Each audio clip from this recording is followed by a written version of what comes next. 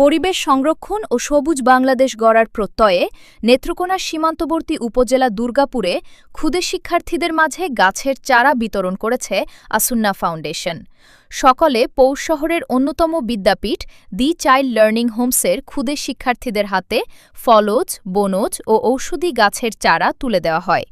এ সময় অন্যান্যদের মাঝে উপস্থিত ছিলেন প্রেসক্লাব সভাপতি তোবারক হোসেন খোকন, সাধারণ সম্পাদক মোহাম্মদ মাসুম বিল্লাহ, বিদ্যালয়ের পরিচালক সাইদুল ইসলাম, ফাউন্ডেশন স্বেচ্ছাসেবক মাসুদুর রহমান ফকির সহ বিদ্যালয়ের শিক্ষকবৃন্দ। এ সময় বক্তারা বলেন, শিশুদের মধ্যে পরিবেশ সচেতনতা বৃদ্ধি এবং বৃক্ষরোপণে আগ্রহী করে তুলতেই এ উদ্যোগ নেওয়া হয়েছে। শিক্ষার্থীরা একটি করে চারা রোপণ ও পরিচর্যার অঙ্গীকার করে ভবিষ্যতেও পরিবেশ বান্ধব এমন কার্যক্রম অব্যাহত থাকবে বলে জানিয়েছে আয়োজক প্রতিষ্ঠান আসুন্না ফাউন্ডেশন।